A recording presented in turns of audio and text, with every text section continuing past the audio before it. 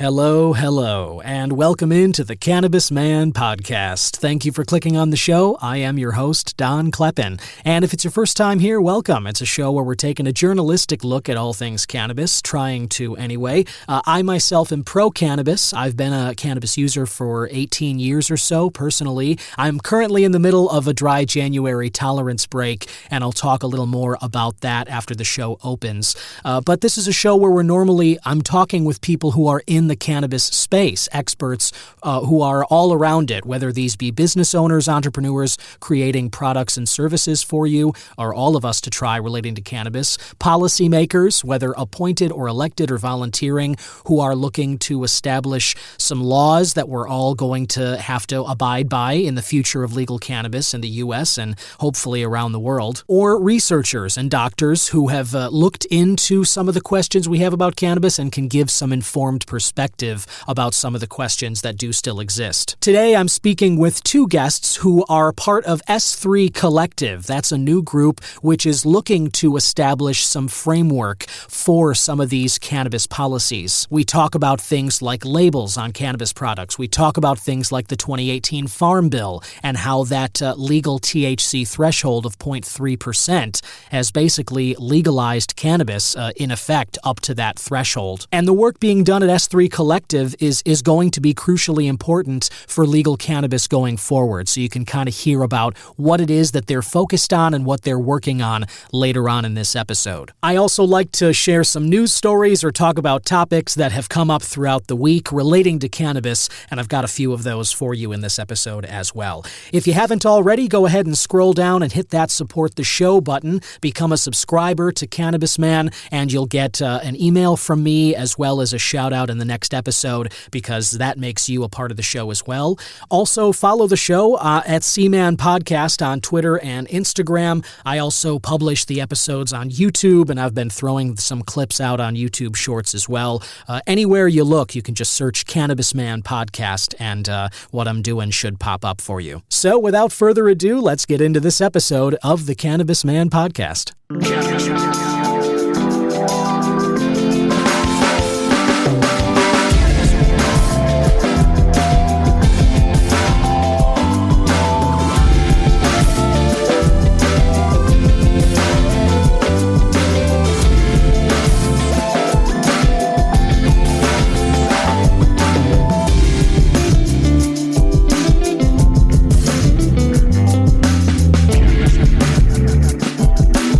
This is Tommy Chong, and you're listening to the Cannabis broadcast.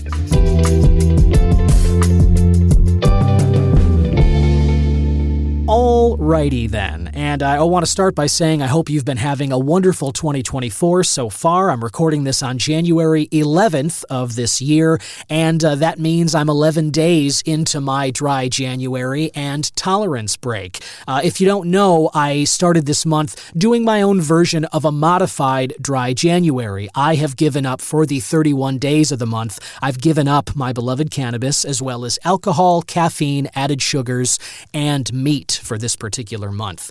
And I've had difficult moments, to be sure, but I have to say this week has been mostly pretty stress-free. I really haven't had as many problems. If you heard last week's episode, when I first started this, the first 2 or 3 days of January were pretty rough, and at first I felt mostly the lack of caffeine. That was something that I noticed with caffeine headaches. Other withdrawal symptoms included foggy brain. I felt groggy throughout the day. I was yawning by like noon. So that was kind of Tuesday, Wednesday of last week, but honestly, this week I really haven't had any unpleasant symptoms relating to any of these abstinences. It's been fascinating for me to sort of go through this, because the first time I did a month like this was 4 years ago, January of 2020. And I always say if I had known what was coming in March, I probably wouldn't have bothered at that time. But I remember that being a lot more difficult than this month has been. And I can only, suspect that is because it was my first time doing it. It was uncharted territory for me. I had never sort of spent time away from from my routines with these substances, the way that I've come to lean on them. And so it being my first time, I found myself thinking a lot more about not just the cannabis, but everything, the caffeine, the alcohol, all of it. And this time, I really haven't done that so much. And I've really been leaning on some helpful substitutes in order to get me through it. And I'll tell you about a few of those right now. For instance, if you've heard the show before, you know I'm a big fan of caffeine and cannabis. I love drinking a cup of coffee and having some cannabis in the morning. Whenever I'm able to do that, it's something I like to enjoy. And so without the coffee and without the cannabis, I have turned to this drink called Tea-Chino for a replacement of coffee. And it's all plant-based tea. It's caffeine-free, but it sort of looks and tastes a bit like coffee. They have different flavors like, mocha mint and dandelion coconut and red chai and things like that. They have a variety pack. I usually get them from Amazon. You can get them from anywhere though, and I'll send a picture with this episode when I'm doing the social media posts. But Tea-Chino has kind of been a big help for me to get through the lack of coffee that I've been going through in this month so far. So I've got a little cup of that right now, still pretty warm, and cheers. Beautiful morning to you. Other things I've been using, I'm a big fan of seltzer waters in favor of beer. Now, obviously, the taste of seltzer is nothing like the taste of beer. When I'm drinking alcohol, I'm a big whiskey, bourbon, beer guy. That's kind of what I go to. I also love tequila, but beer is the thing that I drink in a regular capacity. That's sort of my go-to at the end of a day. And I found that seltzer water, the same way that Tea-Chino tastes enough like coffee, there's a sort of moment when I first drink it where my brain is almost tricked into thinking that it is coffee. And then my body reacts accordingly. Even though there's no caffeine in Tea-Chino, even though there's nothing in it that's like coffee, it's not from that plant, it's close enough where my brain thinks that that's what it is. And then I feel better having, drank that. And seltzer water is similar in that, I'll take a chug of it, and when those bubbles hit the back of my throat, there is a moment where my brain thinks it might be beer, and it acts accordingly. My body reacts accordingly to that sort of thing. Now, I don't feel any of the symptoms that I would with alcohol. I don't feel that kind of pleasant warmth or anything like that. But again, it is just that momentary desire to have the beer, which is part of my routine.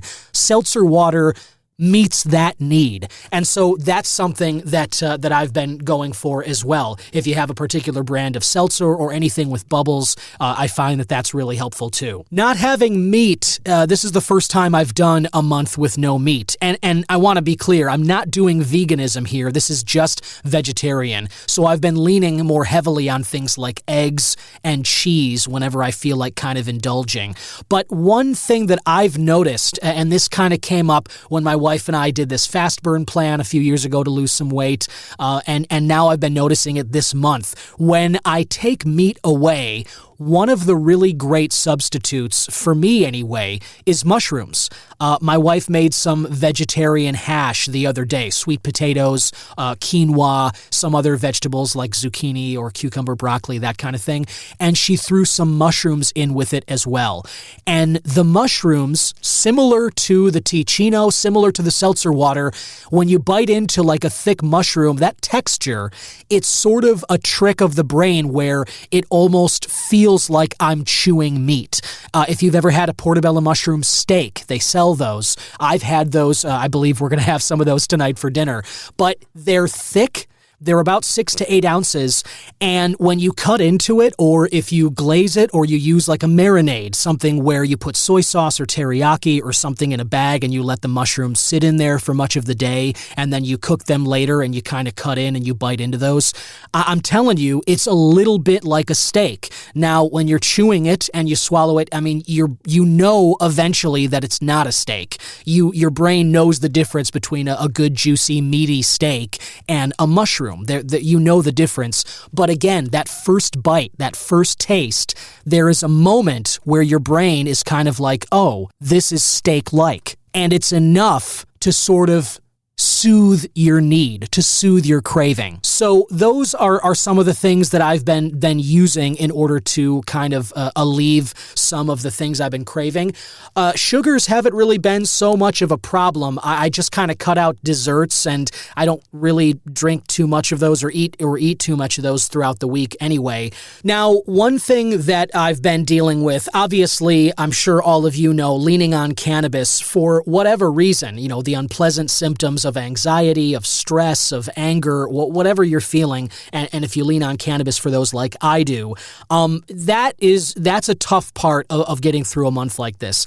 Now, I will say I'm not thinking of it as much as I was 4 years ago. I think for whatever reason, I was looking forward to taking this break. I've wanted a little bit of clarity, so that's been okay, and I don't mind talking about it still. I don't mind smelling products. I don't mind thinking about which products I'm going to use come February. And by the way, I'm still looking for any suggestions you might have. If there are any strains, any edibles, anything that you have really been enjoying of cannabis products, send them my way. You can email me, host@cannabismanpodcast.com, or hit me up on any of the social media channels. But I am looking for some more that I can add to my list so that I can jump back into it as a cannonball style when February 1st hits. As a way of kind of dealing with those unpleasant symptoms, the negativity and all of that, what I've been turning to is I find exercise to be a huge, huge help. Now, I know that there may be some of you out there who groan when you hear that, but I'm telling you, there is a similarity to the high that you can feel from cannabis and the high that you can feel from exercise, whether you're running or lifting weights. That feeling afterward is similar. And so for me, I exercise every morning of this month. That sometimes I take rest days during the week, during a typical week when my routine is normal. But during a dry month like this, I'm exercising every morning. And sometimes at night, if I've had a pissy day at work or something, somebody gets in my face about something that I'm not really looking to talk about, I will exercise after dinner. That is my method of sort of working out, literally, the stress and frustration. I'm taking out my frustration on the weights, or I'm really taking it out kind of on myself by running or moving and sweating more than I would otherwise like to. Basically leaving my comfort zone and elevating my heart rate to the point where when I'm done with it, I do sort of feel almost a pleasant buzz like I just had a little bit of cannabis. So exercise is a big, big help. And whatever method of exercise you can find, you can start with a brisk walk outside. If you're in Chicago and it's really cold out, I would recommend a gym. But if you're not, walking outside at a brisk pace, if you can find a hill, that's great. If you've got some weights, or if you don't have any, just heavy things around the house, you can go get some resistance bands on Amazon, loop them over a door. You open your door and you clip the band to the top, and then you can kind of do some exercises like that. But what really matters is elevate your heart rate, make yourself breathe a little faster, and break a bit of a sweat. I promise you'll feel better afterward. And then aside from exercising, I've talked on the show before about meditating. I know that's another thing that people may be groaning about or eye-rolling when you hear it. But, I'm not talking about banging a gong and sitting still without my shoes on for 5 hours or anything like that. What I do is mindfulness meditation. I use a free app called Insight Timer. You can download it wherever. And again, I'm not affiliated with them, but as I said, it's free. You can set up a little bed of sounds. Mine, personally, if you want to hear it, I'll give you a little example here from my phone. But what I do is I open Insight Timer, and I already have a preset routine. This one is 10 minutes long, and what I'll do is I'll put on my headphones, and I will go sit somewhere quietly. I'll usually be sitting by a window, and again, it's really cold in Chicago, so I don't have it open. But, in the spring, summer, or fall, I'll open the window so I can feel the fresh air on my face and get some light in my eyes through my eyelids. And then I will play my meditation bed through the headphones. I'll close my eyes, and this is what this is what I hear when I'm doing this meditation sort of session.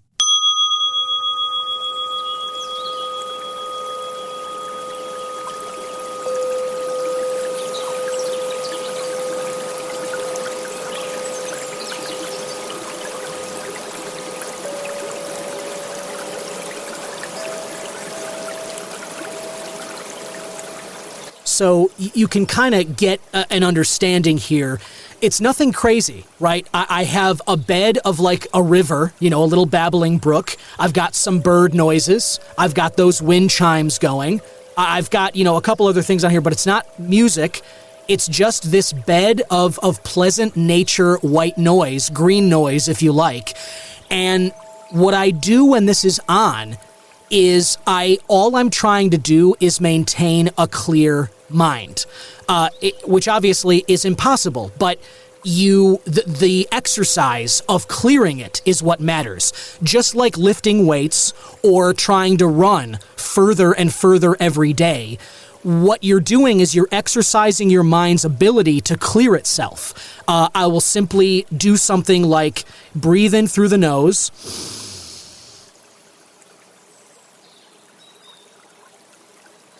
and then out forcefully through the mouth, slowly.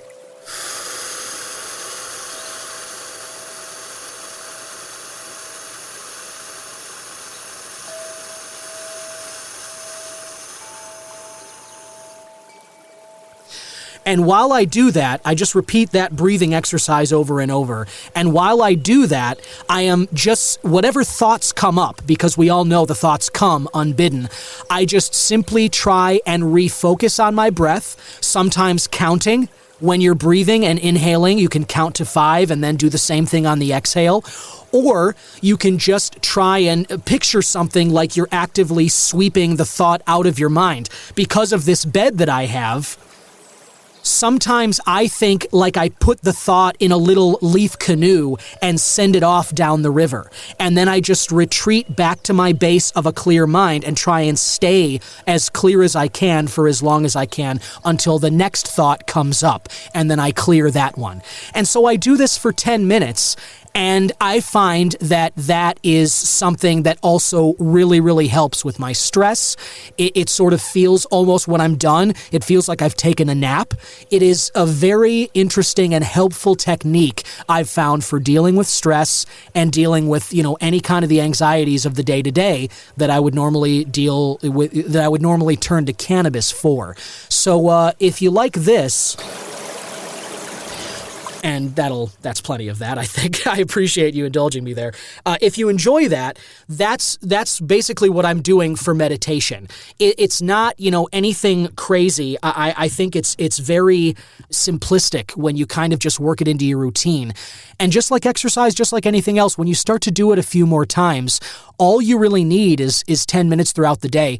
On dry months like this, myself, I'm also doing this twice a day. I'll usually meditate in the morning. I did before I fired up this podcast, and I'm going to do it tonight after work. So again, you're talking about 20 minutes, 2 times throughout the day, and you can make another bed for yourself. And there are guided meditations and there are unguided. Mine, obviously, what I just played for you, that's unguided.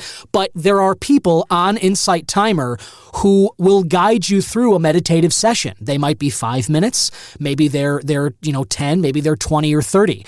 You could even do this. You could start with yourself trying that for 10 seconds. You can literally and that's what I do now, is that sometimes throughout the day, I'll just breathe like I just showed you, in through the nose, pause, and then exhale throughout the mouth like that slowly.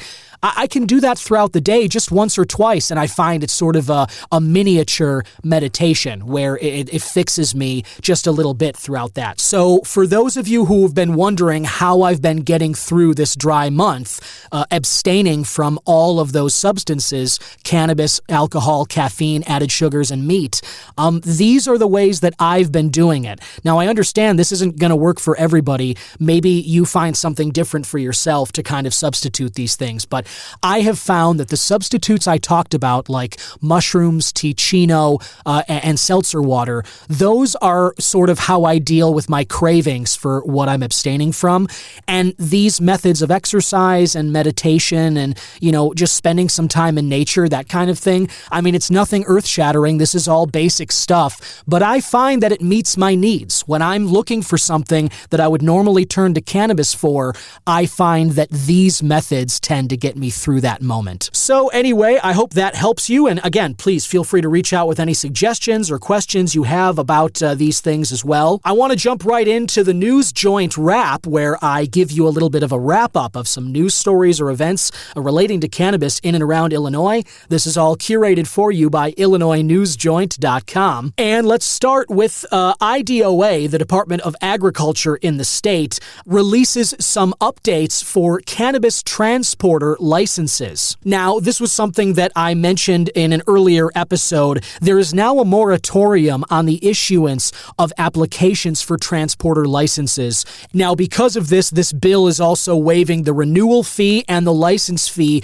for licensed transporters that are due between January 1st of this year and January 1st of 2027. So if you're already a licensed transporter, your fees are waived because of this new bill. Now, what I want to talk about, though, is that there are some bullet points here from Illinois News Joint that have to do with what this bill means for transporters. The department will not accept any new applications for licenses until March of 2027. That's one. Number two, transport license and renewal fees that were incurred. Like I just said, those are not due until January 1st of 2027 as well. Now, I'm always interested in talking about transporter licenses because I do believe that we are not far away from delivery. I talked about that with Ryan Crandall on a recent episode. If you haven't heard it, go check that out. But there is a lot of talk about delivery of cannabis. Now, obviously, it's different from alcohol. We're still sussing out legalities here. So I don't know what the timeline is. I'm hoping that maybe later this year we'll get some word on this. But I think it's more likely that we're still waiting for federal movement on the rescheduling down to Schedule 3 from the DEA and FDA. Also, perhaps decriminalization, one of those things. I think the state is looking to the federal government to take its cue for when these delivery laws can be put into place. We're allowed to deliver alcohol and medicines right now for caregivers and whatnot. I expect that to be the same with cannabis, but I do believe that until some of these pending legal actions take place, the Safer Banking Act, the MORE Act, which I've got an update for you on later in this episode, until these are actually passed by Congress and signed by the president, I think that, there are certain places that states will stop short of enacting themselves, and I think delivery falls under that category, unfortunately. Another story here from IllinoisNewsJoint.com. Illinois' medical cannabis sales for last year reached $324 million. That is the lowest yearly total since adult use legalization. So medical sales continue to languish.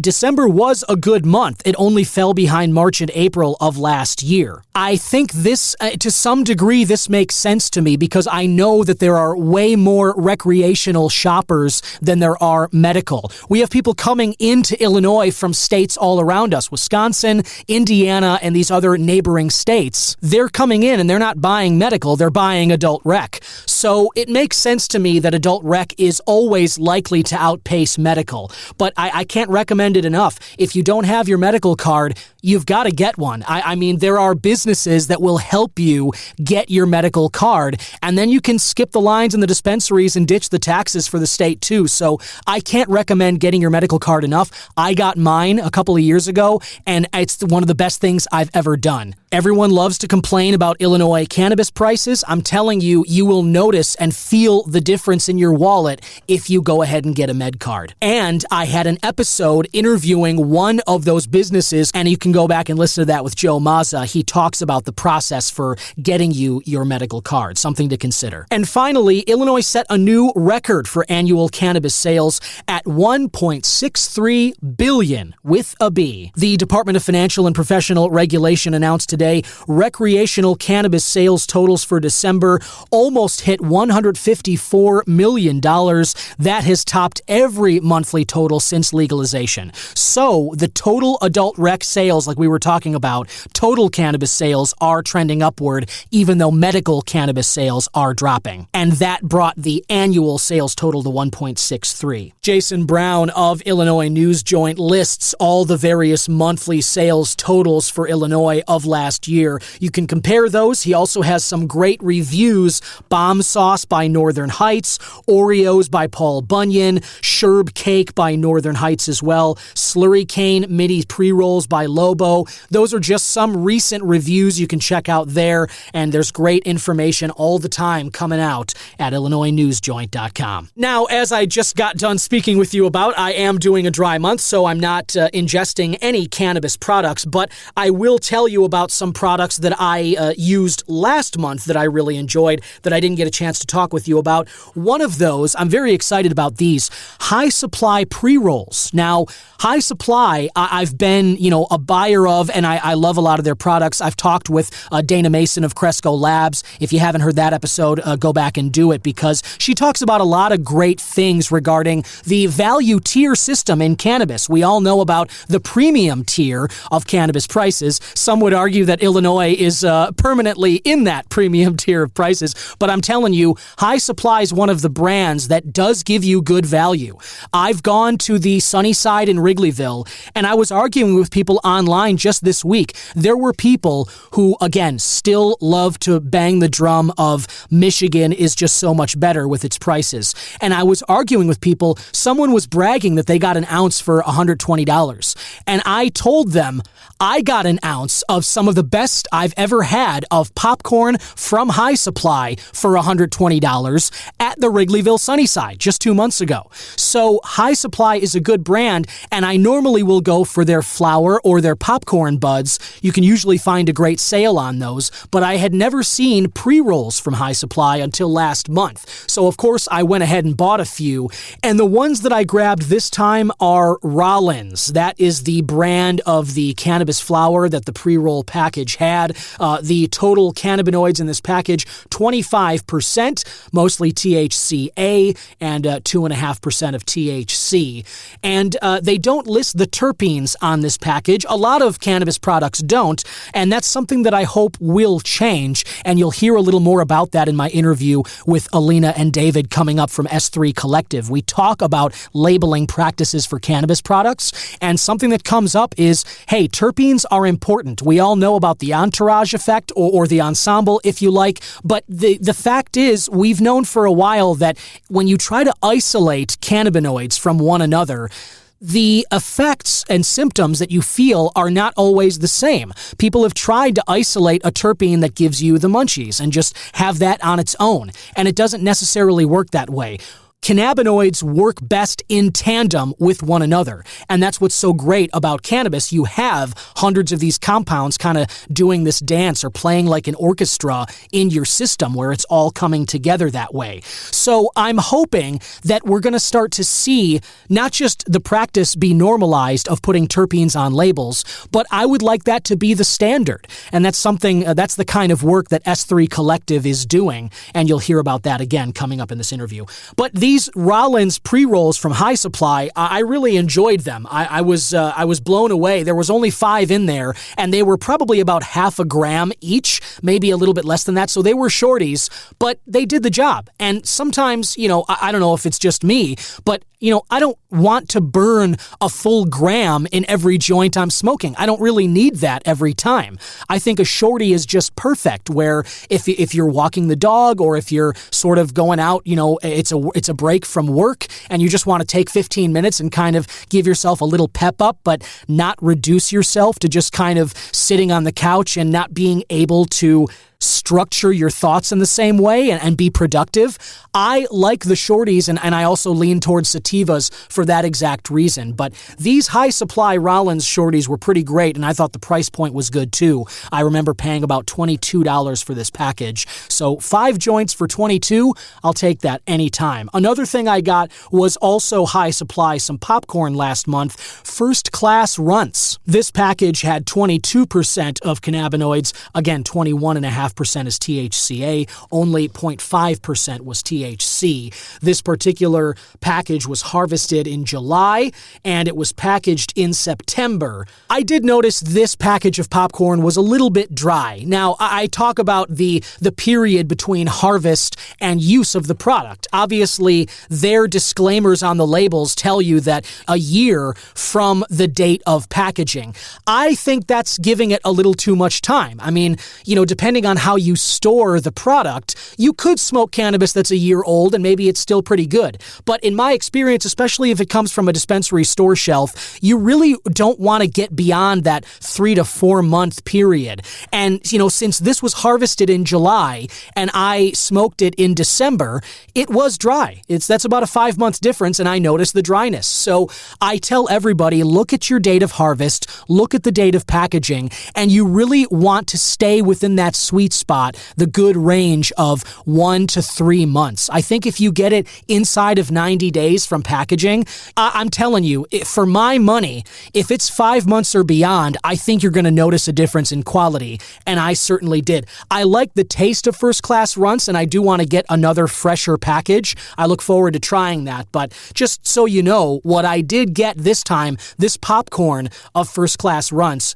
that was harvested in July that I used in December, that was dry. And I notice when that happens, it is a little bit of it does take my experience down into the negatives. So I just wanted to let you know that that's something, again, to be looking for is your harvest date. One final note here before we get to my interview with David and Alina of S3 Collective. I found an article this week from Block Club Chicago. I'm a big fan of Block Club. I think the work that they do, local journalism, it's really some of the best coverage around Chicago that we have. And if you're not familiar with them, I highly encourage you to check out their website, blockclubchicago.org, and just check out some of the neighborhood by neighborhood coverage that they have going on. Really, really deep and detailed stuff. And this kind of local news is huge, especially for a big city like Chicago. But the reason I'm bringing them up is because while I'm going through this dry month, no alcohol, cannabis, added sugars, caffeine, or meat, I mentioned the seltzer water is kind of helpful for me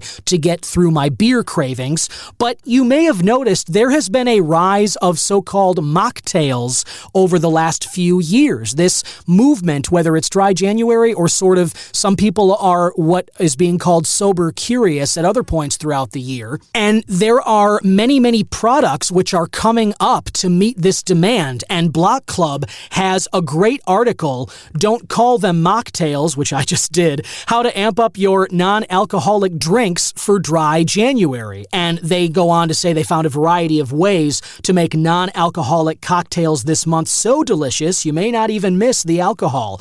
And I haven't tried any of these yet, but they mention a few different options here. The article goes through and gives you some products that you might be interested in. There's one here called Seed Lip, for example. I looked at their website. I almost bought a bottle yesterday, but the price is the exact same as a bottle of liquor. It was like $31 for a 750 milliliter bottle of one of the Seed Lip alcohol substitutes. But I can see why. They have no alcohol, they have no sugar. A lot of their bottles don't have calories either. They do things like they blend peas and garden herbs like rosemary, thyme, and spearmint. They have another product for citrus lovers, Seed Lip Grove, that has orange, lemon peel, lemongrass, and ginger. So that's something right there you might look into. There's another one called Ritual, zero proof spirits, and Block Club says they're surprisingly similar to the real thing. I looked at their website yesterday. They also have calorie-free options where they have a lot of different substitutes, whether it's whiskey, vodka, tequila, gin, whatever your brand of booze is, your type. It seems like Ritual and Seed Lip are some companies that are basically trying to, come up with some non-alcoholic options that basically, again, as I was saying, sort of trick your brain so that you're not feeling like you're not having these things that you want. Then the article goes on to kind of give you some recipes or some recommendations from bartenders. Someone talks about not making your mocktails too sweet. They go the savory route.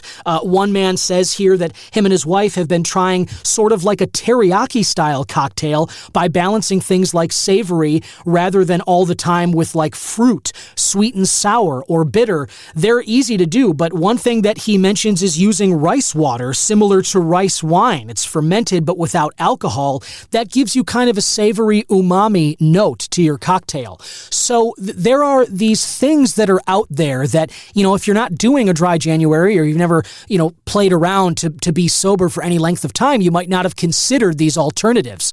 But we live in an age, again, January of 2024 here, and I talk all the time about how the world world's changing in regards to cannabis and such. And I've got some really great news on that front too. There are some THC infused beverages that basically you can make cocktails with, and instead of alcohol, you put THC in there. I'm going to be reaching out to some of those companies and try and have them on the show so we can talk a little more about some other alternatives that use cannabis instead of alcohol, which is something that I'm always in favor of. So that's something that I wanted to tell you about. I will share that Block Club article on the show pages in the description, like I typically do with articles I talk about, and I encourage you to check that out if you're ever exploring a non-alcoholic period, whether it's January or any other time throughout the year. Listener, welcome back. I am very excited to speak with my next guests. This is a double-up interview. Sometimes, if you've listened to the show, you know I'm sometimes a fan of doing this, but I'm speaking with two people who are involved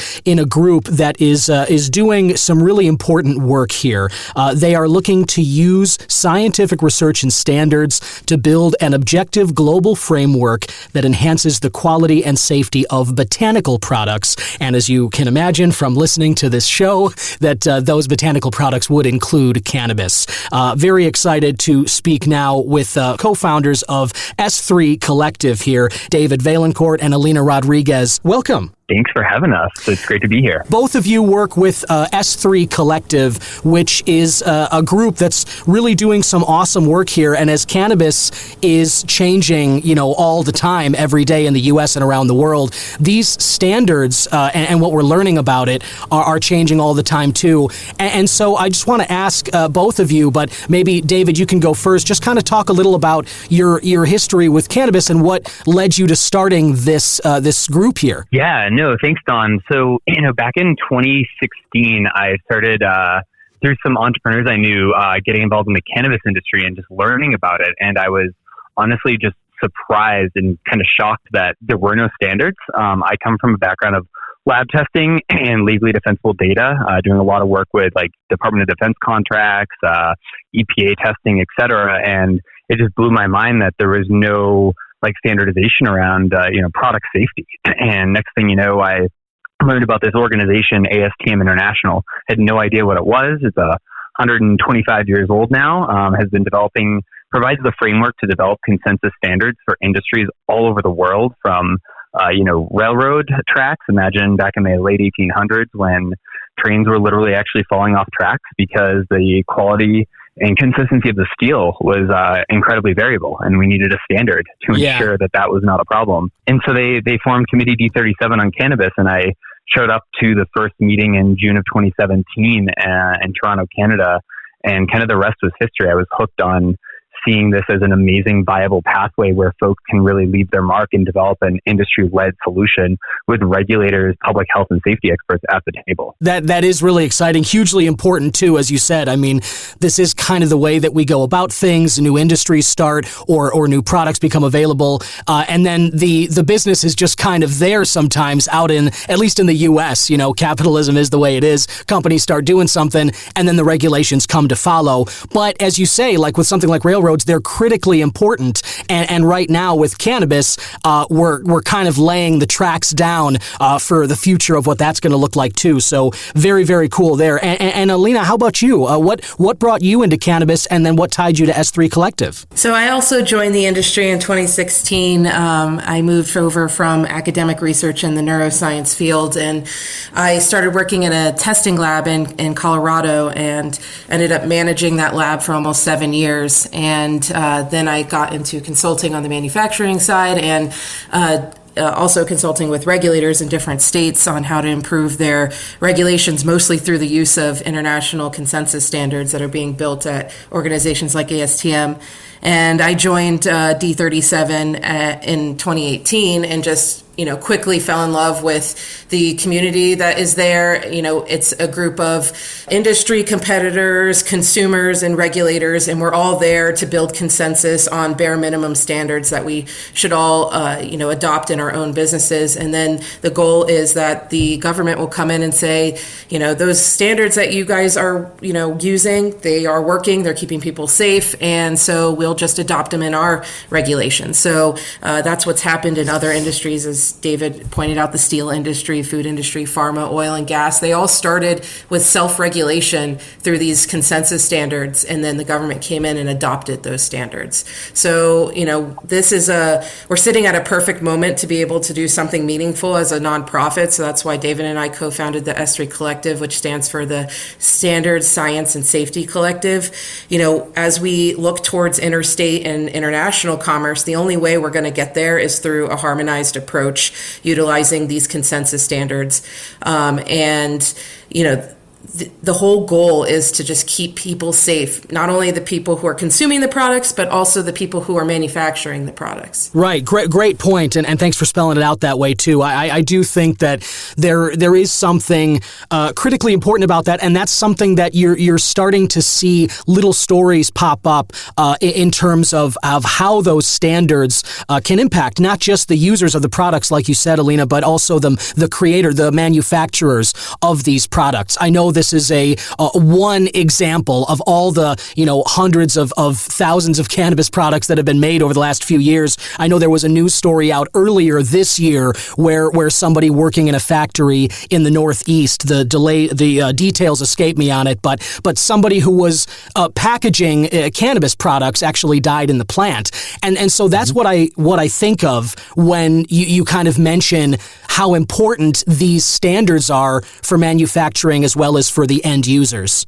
Don, if I can jump in on that, there's actually right after that incident happened, and I hate the fact that that's how our society often works, that, we're very reactive, but right. I will say that sparked a standard that's going through ballot right now at ASTM, and the exact name is escaping me, but it's about, standard practice for evaluating the risks and, controls for mitigating, cannabis dust. And they've identified 6 different types of cannabis dust, kief, other products that get into the air that affect worker health safety based on that issue. And we actually have NIOSH and OSHA working on that standard with us. I believe NIOSH is actually working on recreating that environment at their testing lab with hemp flower next year to establish what was the environment like at that time, and what are the controls that can actually work to mitigate the particle size to an appropriate level so that we don't have another employee die ever from this type of incident. So, it's worker safety,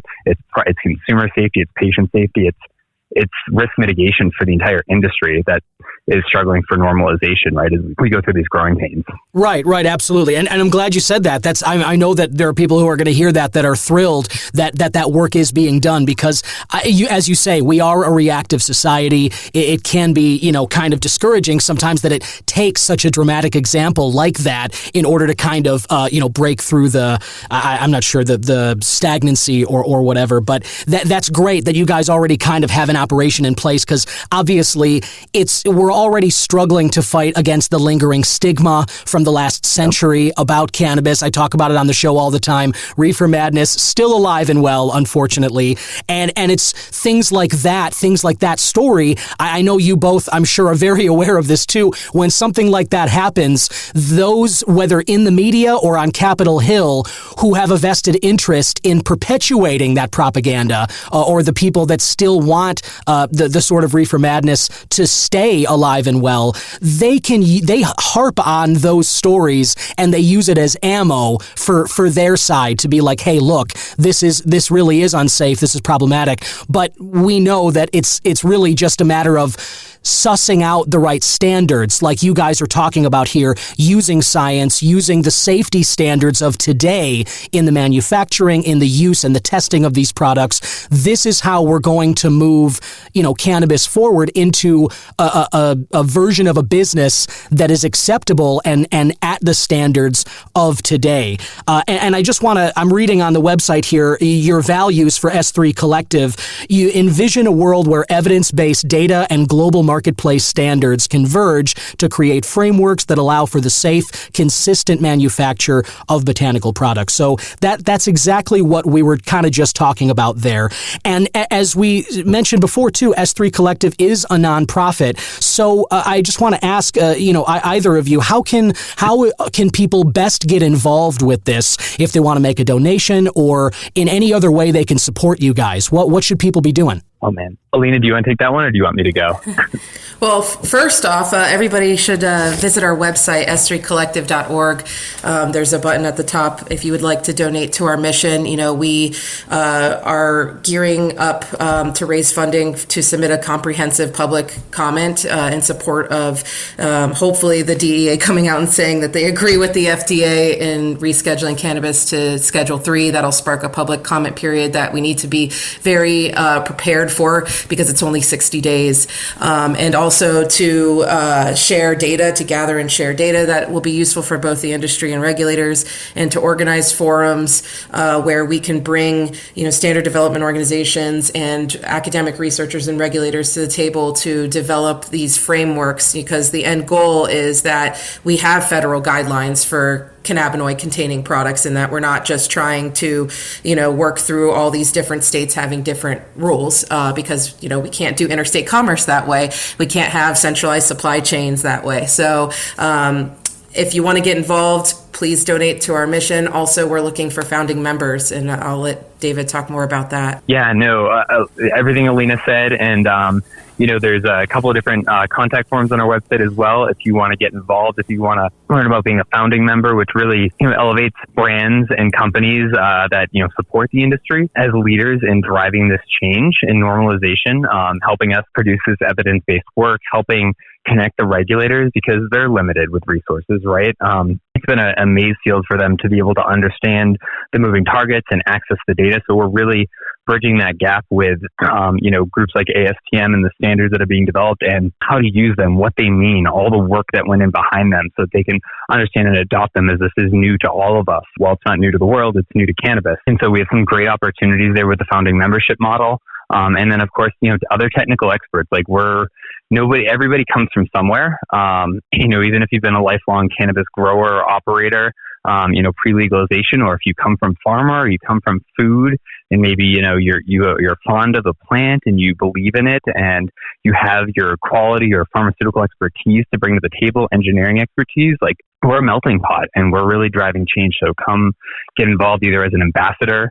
We're looking for volunteer experts in our committees. And of course, I think, as Alina said, funding is the biggest thing. As a nonprofit, we're really focused on getting funding raised so that we can carry out this work and amplify our mission and help the industry. Right on. Yeah. Great points, both of you. Thanks for spelling it out that way. So just to recap, listener, head to S3, S letter number 3, collective.org. And you can see there's a make a donation button right at the top. You can read more about the group, who they are, and some other events that they have coming up, as well as some of the things that they're working on. Speaking of that, you guys both touched on some really important things coming up. You mentioned what you're working on now in terms of with OSHA and manufacturing standards, stuff like that. Alina, you also talked about how the FDA and hopefully they will, that the DEA and FDA will get together and reschedule cannabis. We're all waiting on pins and needles for that announcement to come. I know that's something that we're all very excited for here.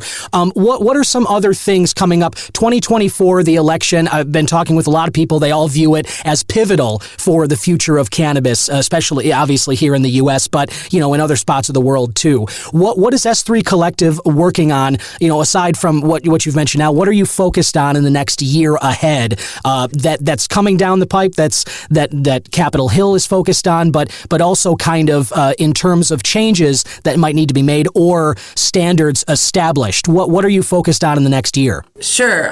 So in the next year, we're obviously super hyper focused on this rescheduling initiative. Yep. It's a super important moment in our industry, where after 53 years of deeming cannabis having no medical value and being, super risk for misuse and abuse, now, the FDA, a leading government organization, came out and said, hey, we think it should be Schedule 3, which means that it has a lower potential for abuse than opiates. I think that's just a huge thing. And also that's them admitting that there is medicinal value. So I think, the election next year, also the increase of cannabis markets statewide. I mean, we have 39 states who have markets. I think that we're just, we're moving in this direction where legalization is going to be, there's no other option, right? At some point. And so we're working on, that rescheduling initiative. We're also working on, because when and if that happens, there's going to be a need for data collection to inform standards and to inform a regulatory framework. That's just going to be an impetus for, we need federal guidelines. So where are we going to get that from? And so the S3 Collective is working on, converging the scientific research with standards and safety best practices so that we can create that framework. Because it's not just about testing, it's about labeling and age gating and, determining intoxication, and those sorts of things are part of that regulatory framework. Right on. Yeah. David, if you want to dovetail on that, go for it. Sure. Yeah. I cannot double, triple, or quadruple down enough on the rescheduling window. I know there's a lot of valid concerns around what that means. And the way we look at it is, it's the first time since the Controlled Substance Act was, approved by Congress in 1970 to actually get a robust and accurate scientific evaluation of the medical and scientific potential of cannabis. And until now, it's been in Schedule 1. So the mere fact that it would be in Schedule 3 and say to the world that the leading global health agency, the FDA, has concluded that it has medical benefits is just so paramount.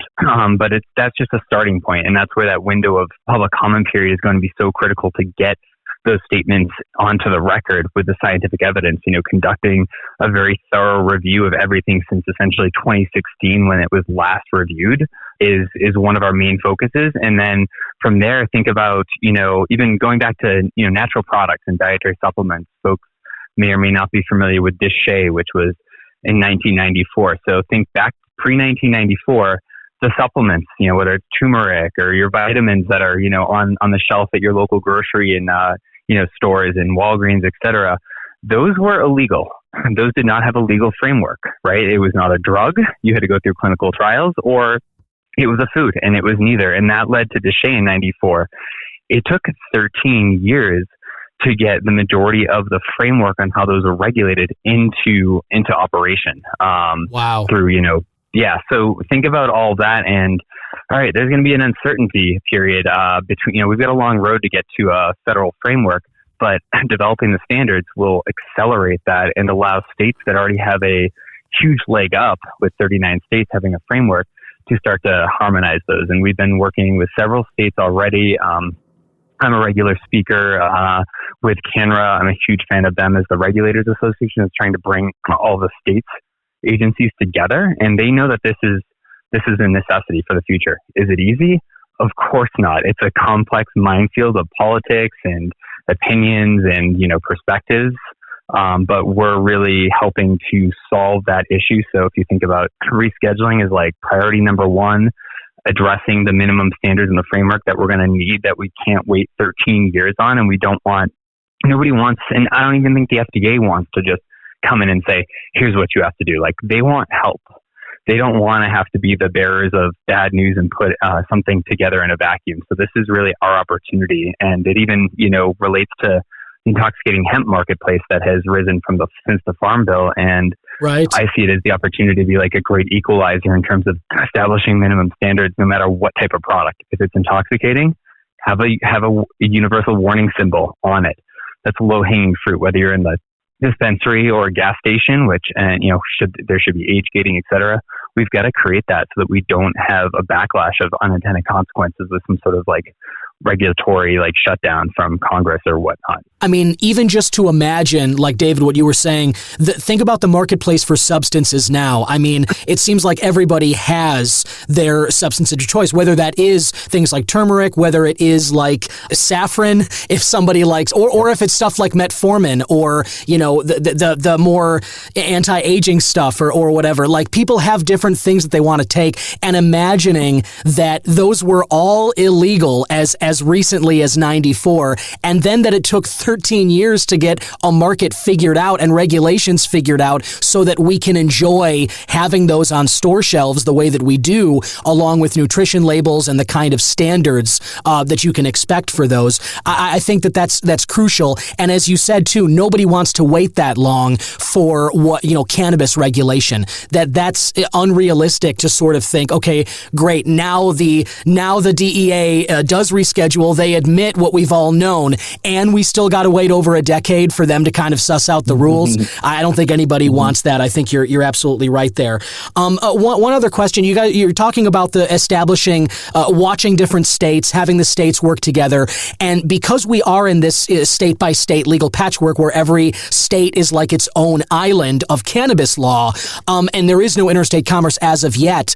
I'm curious, Alina, you mentioned you started in Colorado. I'm always interested and I'm fascinated in how the different states are rolling out their cannabis policies. I look at Michigan nearby. I'm here in Illinois. A lot of the complaints here in Illinois are like the prices and whatnot, but I always talk about the quality of the products that we have here.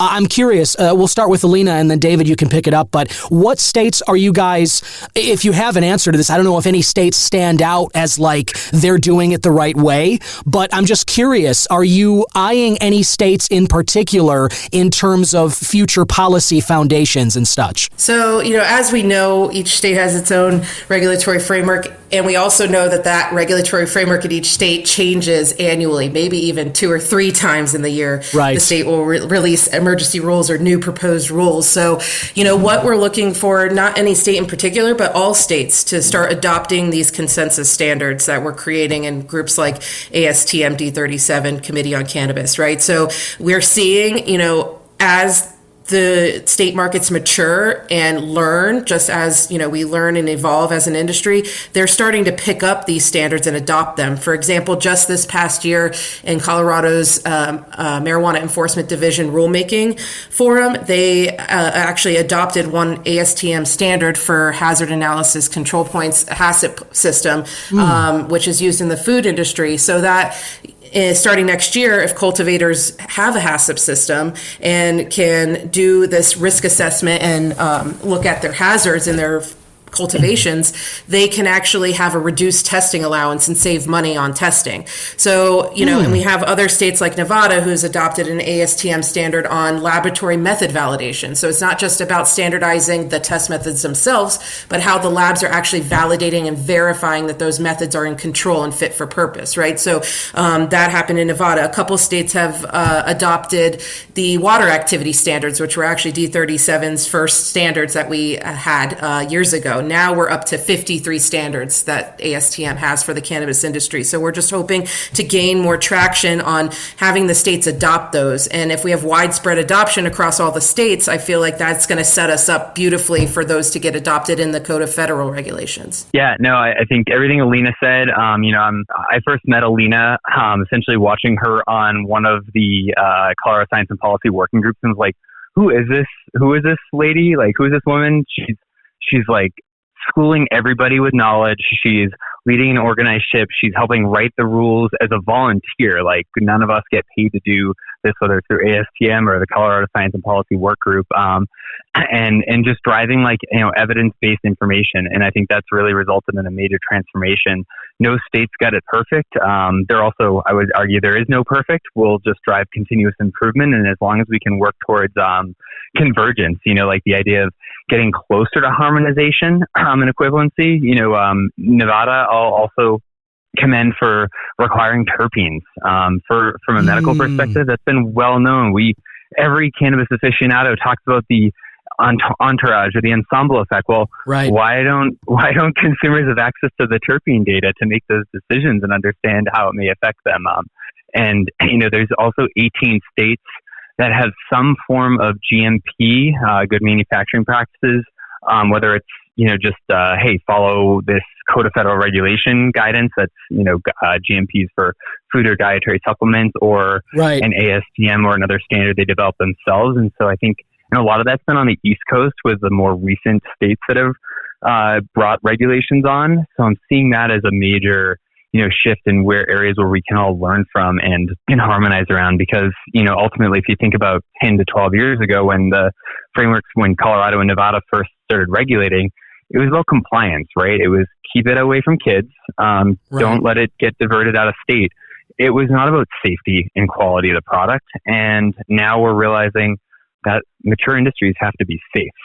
And the regulations are starting to catch up with, as Alina mentioned, emergency rulemaking, and annual rule processes. So, yeah, there's a lot of room for opportunity and growth, but there's also a really strong framework out there today. I'm glad you said it that way, too, because I think, there's so much excitement about cannabis. We read every week these new polls of how 70+% of the country's on board with legalizing and all of this. But at the same time, there are enthusiasts, people who have been in the space for decades already. There are people who I think get hung up on that it's not perfect. There are people who they continually wish or stand on the sidelines because it's not matching up with whatever vision is in their head as to what legal cannabis should be. And I think the way you pointed that out, David, that, it's never going to be perfect, and nothing is. I mean, what do we have in this world that is perfection? It's unattainable,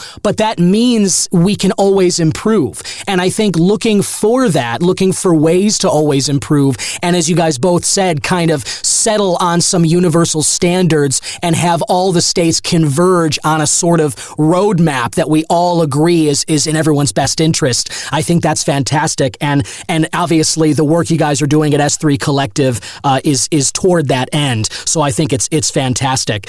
One final question for you both. We mentioned the hemp farm bill of 2018. I believe I was just reading that's been extended for another year. So I'm just curious. We talk about some of the products that are covered under that hemp bill. I've mentioned on the show earlier in the year, my wife and I were on honeymoon on Maui, and I was able to go to a bunch of different places because they were selling products that were under that 0.3% THC threshold.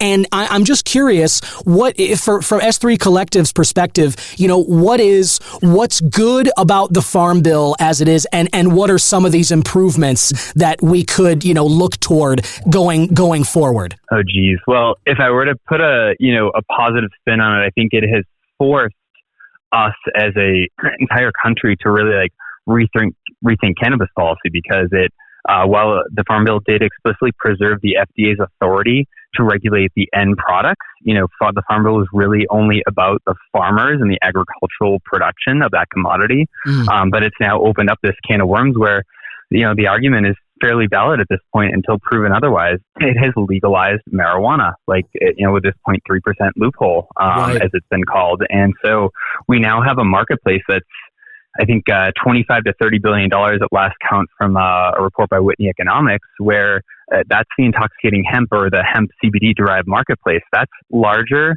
than the aggregate of the state marketplaces at the state by state cannabis regulated marketplace, adult and medical use. And these don't have any regulations. So these products have no oversight. And that's what scares me, is that, there's been so many more adverse events. There's been more adverse events of these types of products reported in the federal database, which is a major underrepresentation, because if anybody's tried to navigate federal government databases or submissions, I think you can agree, good luck. It's a little clunky. But there's been more reports there in the last, I think, 3 years than in the last 30 years combined. And that's related to a lot of these impurities in the Delta 8 products and others. And so we really need to double down, because as consumers, it's easy to just have the assumption that you go into a grocery store, convenience store, or any sort of brick and mortar.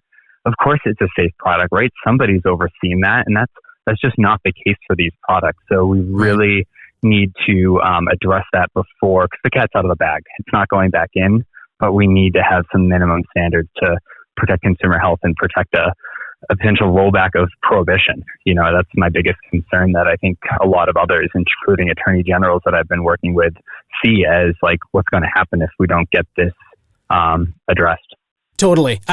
Great points. The way you spelled that out there, it makes me think you're right. People go into these off-brand CBD shops, which have popped up all over the place. I've probably got 5 or 6 within a square block of me in Chicago right now.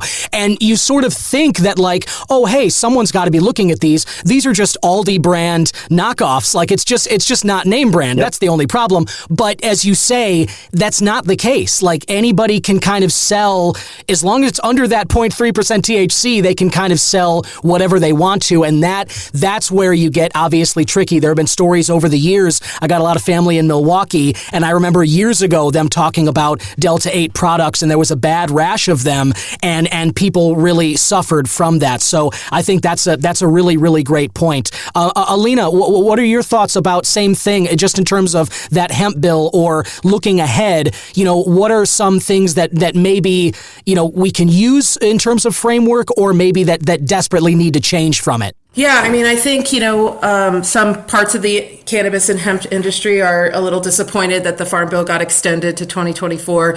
But I also think it provides us, more time and opportunity for the hemp and the cannabis sectors to come together, because at the end of the day, we are a collective cannabinoid containing product industry. We both have products that have cannabinoids in them. All cannabinoids have risks and benefits. We need to address the reality of the situation. I am an avid advocate for cannabis use as a medicinal patient myself. However, we have not been using Delta 8, Delta 10, 90% Delta 9 THC, distillates. We haven't been using these products for thousands of years, right? The story that, cannabis has been around for thousands of years, nobody's dropped dead for it. We've got to stop saying that as an industry. We have to look at the science and the evidence. And if we want to continue our industry, we have to come together for those bare minimum standards. I know everybody doesn't want over-regulation. I don't want that. I also don't want prohibition on any sector of the industry. Right. But there has to be some ground rules that we all are going to abide to, because our common enemy at the end of the day is a child dying, or, just people dying in general, or getting hurt from products because we don't have these just bare minimum standards. So I think, as an industry, we need to come together and stop, fighting each other, because that's just going to continue hindering, the progress that we've already built upon the Farm Bill. And so I'm hoping to see that in the future, because as you said, all those hemp shops that are popping up, every time I travel now, I try to go to a couple just to see, and the labeling practices are so insane. I don't know how, we can't as consumers understand the labels, because sometimes, you can pick up a pre-roll in a hemp shop and it won't anywhere on it say that there's hemp or CBD in it. And I think that is gonna hurt us in the end. So I think, if there's somewhere we can come to consensus on, maybe it's a labeling standard, right? Which exists in the ASTM world. So I hope everybody is interested enough in ASTM D37 standards to go look up the standards we have already. You can visit astmcannabis.org and see that list of 53 we've already published, and dozens more in the works. Come join us, be a member. You can vote on the standards. Anybody voting negative on a standard stops it until we find consensus. And ASTM is not just US based. We have over 700 members from 39 countries working to build consensus for a global framework for quality and safety of these products. That's really great and well said. And as you mentioned, listener, you can head to that website and check out the list there, because, as we talk about it on the show, and we've been talking about it during this interview, I get that, we've come from this Wild West of where everything that happened with cannabis was under the veil of criminality. There was no regulation. And I understand that some people got used to those freedoms or whatever. What we don't want to have happen here, that is going away. In order to have this legal and have us all be able to go to dispensaries that we can count on to have high quality product, and so that we can look at the nutrition label and know what we're consuming and all of that, to have that, it requires some regulation. So we've got to give up some of that anonymity and that freedom of all the prohibition, dark ages. But we also, I get, no one wants to be overregulated. And this line that we're talking about, this neutrality line of threshold between overregulation and just the Wild West of the black market, that's what S3 Collective is kind of trying to suss out here for us, is to establish the framework so that we're all satisfied with the legal cannabis market going forward. That's what we all want, a future with legal cannabis that we can all accept and be happy with. And it seems like the work that's being done at S3 Collective is on that front. And thank you both so much for jumping on today. Listener, head to s3collective.org to find out more about the work that David Valencourt and Alina Rodriguez are doing every day to help us all get toward the future we want to be in. Thank you both so much for jumping on today. Wow, thank you so much, John. This is amazing. Yes, thanks for having us. And there you have it, listener. I want to thank again my guests, Alina Rodriguez and David Valencourt of S3 Collective. The work they're doing is really important, and I believe we'll be hearing more about that work in the weeks and months to come. This year, as we said, 2024 is a pivotal year for the future of cannabis, not just here in the U.S., I believe worldwide. Because like many things, the U.S. is a leader on this cultural front, and I believe there are many countries that will take their cue from what we do, not just statewide, but federally. They're going to look at the federal government, and if we can get the DEA and the FDA to reschedule cannabis, that's going to go a long way to telling the rest of the world, hey, we got this wrong, and you should really be letting people use this. Got a couple of thoughts here to share with you, listener, before I let you go for this week. One of them is an update regarding the MORE Act. I talked about this last year on an episode that would be the Marijuana Opportunity, Reinvestment, and Expungement Act. This particular act here, the MORE, is supported by a broad coalition of civil rights, criminal justice, drug policy, and immigration groups. Those include Leadership Conference on Civil and Human Rights, Drug Policy Alliance, NORML, Better Organization to Win Legalization, and Minorities for Medical Marijuana, along with the Center for American Progress and Students for Sensible Drug Policy. I talked about the MORE Act again on an episode last year, but the update is that since it was introduced in July of 2019, many more representatives have signed on as co-sponsors, and as of January 11th, as of today, another 36 representatives have signed on as co-sponsors, bringing the total to 82. So now 82 of the 433, I believe, representatives in the House are signed on as co-sponsors of this MORE Act. So I just bring this up because, it's a big deal to have this kind of coalition. There are many, many things in the MORE Act. I won't get into them all right here. It's very complicated. I will share this article that I'm reading from CannabisBusinessTimes.com. I'll share the article with you, and you can kind of look at the specifics for yourself. But the most important thing to note is that it would end the federal prohibition of cannabis. Not just rescheduling, but ending the prohibition and decriminalizing it fully. So that is something I think that we can all get behind. That's something that we'd all love to see. I think that rescheduling does seem to be a little more realistic. But again, the wide range of support for the MORE Act is encouraging. It would be great to get some Republicans on here as well. But again, you can look for this link in these show description notes. If you want to click on it, just scroll down to the show notes and you can click on it there. And one more note for you. I found an interesting article from Cannabis.net. This is a blog post posted by Lemon Knowles. It was posted earlier this week. The title is 6 Ways to Enhance Your Weed Smoking Experience. Now, normally when I see these, I kind of roll my eyes and I think that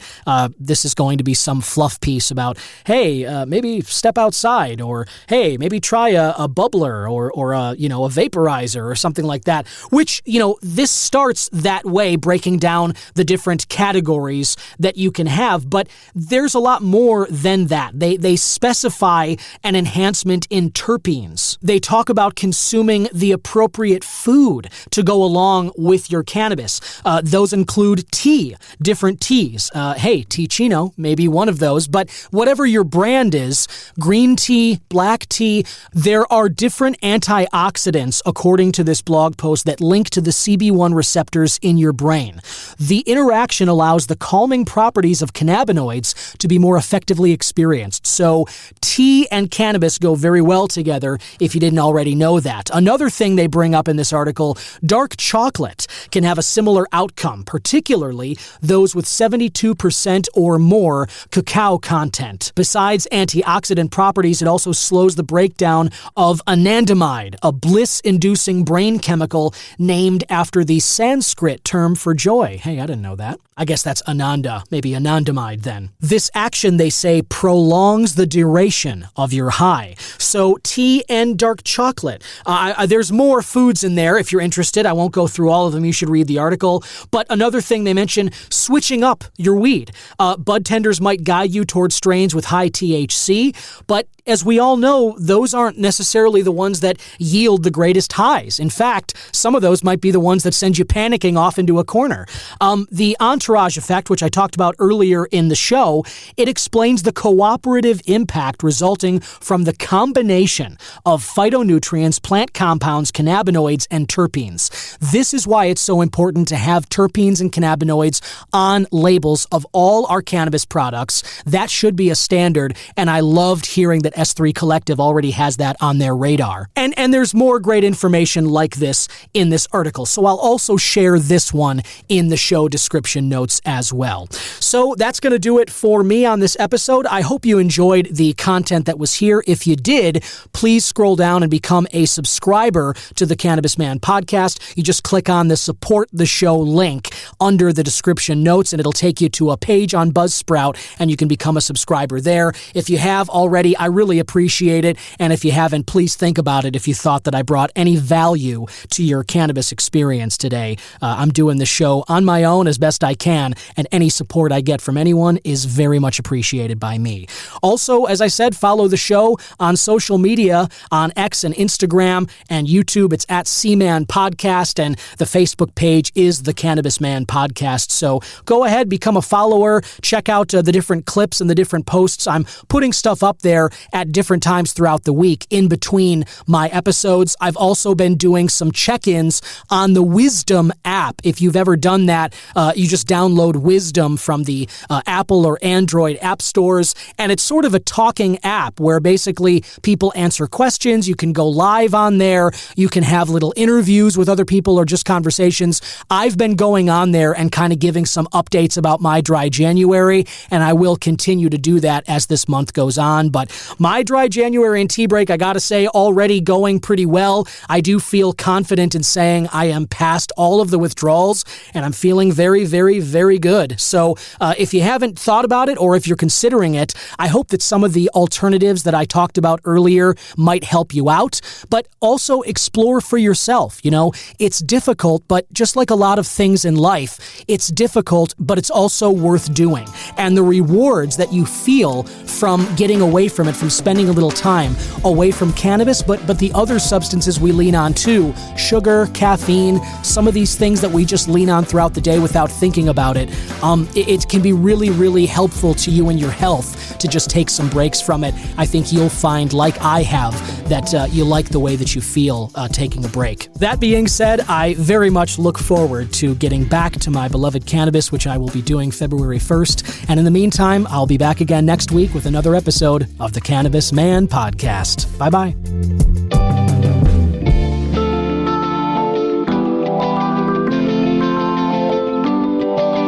Cannabis Man is 100% originally crafted by myself, Don Kleppen. Original theme music written and composed by Yusu Kim, aka Good Son.